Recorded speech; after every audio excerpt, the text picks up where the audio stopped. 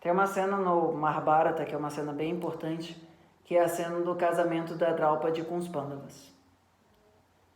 E a Kunti ali, ela chega e fala para Draupadi o seguinte: agora você é responsável por eles. Eu já não sou mais. O que significa isso? Tudo bem que na cultura hindu não é bem assim, mas do ponto de vista ideal, a gente tem duas famílias. A família que a gente nasce e a família que a gente casa. E muitas vezes essas duas famílias, elas não se bicam tanto assim. Dentro dessa ideia, a família que a gente casa é a família que vai passar a sustentar a gente, digamos assim, entre aspas, pelas nossas escolhas. É claro que tem um processo kármico. E a família que a gente nasce é uma família que nasceu para fazer a gente se tornar capaz de sustentar uma outra família. Ok? Então, dentro dessa leitura, que é uma leitura bem difícil para a nossa cultura cristã e etc. e tal, a família natal deveria, meio que por facilitação da vida da próxima, só vir quando foi chamada.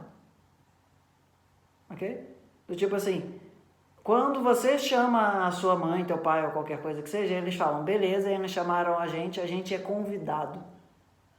Ok? A família, nesse contexto, eu sei que isso é difícil para a gente, da nossa criação, mas a família, ela deveria, já muito ajuda quem pouco atrapalha. Ok? Por quê? O que acontece? No geral tem filho, e no geral, o filho vai receber uma criação meio que diferente do que a avó acha, do que o avô acha. Não tem essa história do tipo, a avó estraga o neto e etc? Porque a avó meio que quer agradar o neto e, sabe, não está convivendo com o neto o tempo todo, é uma outra relação. Então, dentro desse contexto, o pai, não estou falando numa relação assim antiga, matriarcal, mas, digamos, onde a matriarca era responsável pela educação de toda a linhagem, ok? Não é isso que a gente está falando. Isso é um outro modelo, isso pode funcionar também. A gente está falando aonde o pai e a mãe se tornam patriarca e matriarca do filho. E não as avós, porque aí tem a avó de um lado, a avó do outro, a avó de um lado, a avó do outro, e aí tem tio, e aí, cara, a situação se torna, assim, altamente caleidoscópica. Uma avó acha um negócio totalmente, uma avó é pró-Bolsonaro, a outra avó é pró-Lula, sabe? Tipo, no sentido de que são coisas bem discrepantes. Uma acha que você tem que dar refrigerante, a outra acha refrigerante a coisa mais imbecil do mundo e etc. Ok? Então, o primeiro aspecto é o casal, isso se torna muito grave com a questão de filhos também, mas isso também é válido em situações onde não tem filho, mas menos, né? O casal, ele se torna detentor de uma responsabilidade, poder muito grande, que é fazer o filho ter alguma coerência. Às vezes a coerência entre o pai e a mãe, a conta já não fecha. Isso não é tão incomum. Ok? Então, se você começa a botar muito ruído na história, as relações, elas começam a dar muita quina para ficar se dando cotovelada. Ok? Então, esse é uma questão importante, que é na criação de filhos, prioritariamente, mas na vida do casal já basta. As famílias prévias, elas devem abençoar os filhos e dizer, daqui em diante, vocês que tenham sido criados o melhor possível. A gente torce por vocês, mas a gente não mais é responsável por vocês. E aí qual é o problema? A vida dos pais, avós, ficam vazias. Né? Porque antes eles estão se preocupando com os filhos e depois eles, tipo, casou, não tem que mais se preocupar com o filho, o que eu me preocupo?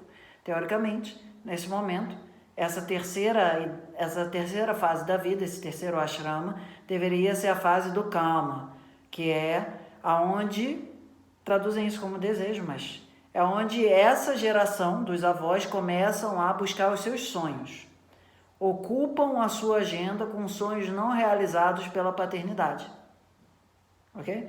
Então a galera dos 50, 60, 70, a galera avô, deveria falar, ufa, tiraram de cima dos meus ombros o Artha, no sentido de eu ser o responsável por sustentar, pagar a faculdade ou qualquer coisa que seja. E agora eu tenho que correr para fazer o meu cruzeiro para a Noruega ou qualquer coisa que seja, antes do meu corpo começar a ficar com algumas limitações de movimento. Que seja, aprender inglês nas Ilhas Maurícios, não importa, ok? Então, a gente não tem esse combinado social, mas do ponto de vista da cultura védica, esse combinado é essencial para não gerar uma crise nos avós.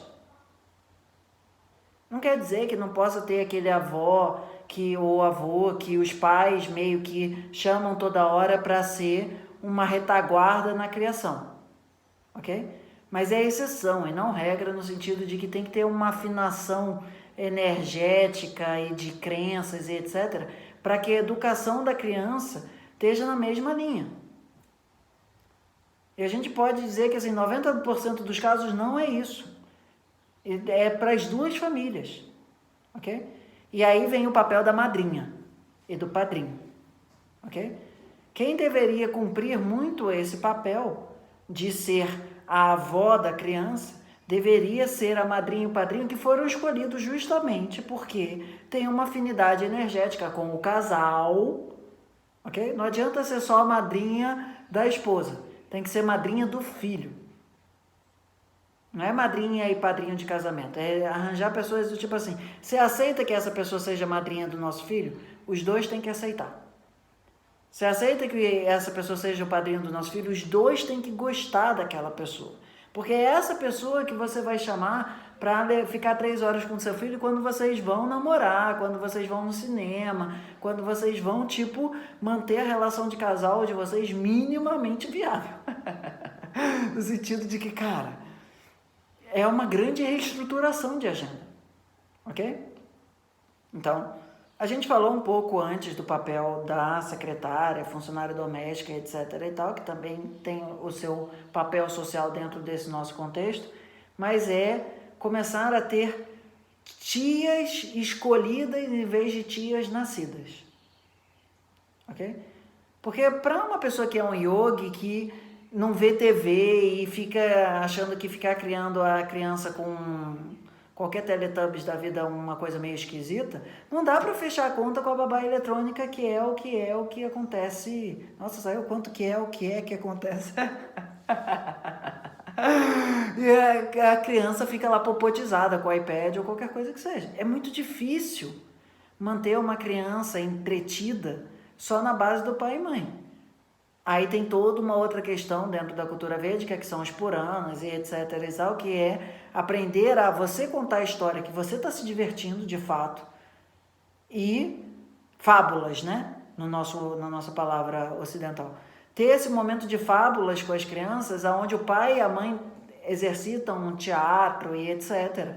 Onde eles se divertem num processo lúdico, educativo, mas também viável de ficar fazendo toda noite para botar a criança para dormir, etc. e tal. São tecnologias sociais, ok?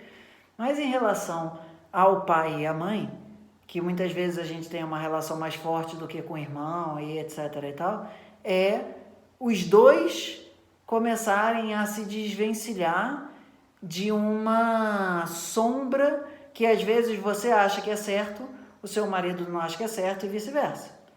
Essa sombra pode ser de irmão, pode ser de primo, mas no geral vai ser de pai e mãe, né? No caso aqui, avô e avó, tá? Então, quando eu falei para você, o tema é longo,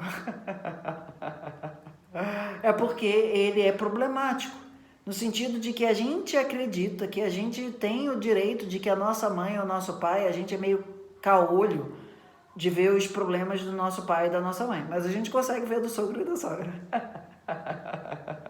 O problema é que o outro não é filho da mesma mãe e pai do seu, e ele tem o mesmo problema que é. Ele vê os problemas que você não vê do seu pai e da tua mãe, porque para ele é sogro e sogra. Ele não tem aquela relação afetiva, e principalmente os comportamentos errados que a sua mãe tem, seu pai tem, no geral você vai ter também. E você está perto do teu pai e da tua mãe, muitas vezes reforça os seus comportamentos ruins, vale isso para você e vale isso para o seu casal. É por isso que nós temos um grande problema, porque nós não temos um discernimento muito claro dos nossos padrões de comportamento inadequados diante dos nossos pais, porque a gente aperta o botão do retardado e volta a fazer aquilo que, de alguma forma, ao se casar, a outra pessoa começa a falar, isso daqui não está certo, vai lavar a louça, isso daqui não está certo, vai arrumar a cama, isso daqui não está certo, vai se vestir direito, isso daqui não está certo, sabe? A pessoa olha e fala, pô, mas eu fui sempre assim, na minha casa ninguém reclamava, é porque na tua casa aquele doxa não era um problema. Era, digamos assim, um doxa familiar, ninguém via o sujo falando do mal lavado, estava todo mundo na mesma, digamos assim, na mesma poça de lama, ok? Só que quando a gente casa, a tua poça de lama não tem a mesma composição química do que a poça de lama do seu marido, da sua esposa. Ok? Então, é muito importante a gente criar eventos contidos, onde a gente meio que chama a família inteira, de uma vez só, do tipo, faz a bagunça uma vez só, porque aí eles têm menos influência, sabe? Do tipo assim, chama o teu pai, a tua mãe, chama o pai e a mãe dela, chama o irmão, tio, etc. E faz uma visita familiar à filha. E você contém aquelas más influências. Não estou dizendo que os nossos pais são só más influências, mas entenda que isso acontece também.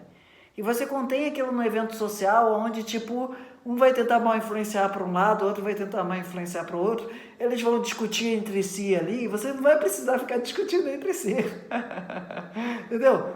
Porque o certo de um que atrapalha para um lado vai meio que anular o certo do outro que atrapalha para o outro lado, e assim você e o seu par vão ter menos problema de lidar com essa tensão, que é você acredita que o certo é errado, você acredita que o certo problemático daquele lado está certo, a outra pessoa acredita que o certo problemático do outro lado está certo, e vocês não vão chegar no meio da presença dos seus pais a uma balança desequilibrada fazendo, sabe, do tipo, se você está na presença dos seus pais, a sua balança desequilibra para um lado, é difícil você manter a compostura, e a mesma coisa vale para o teu par.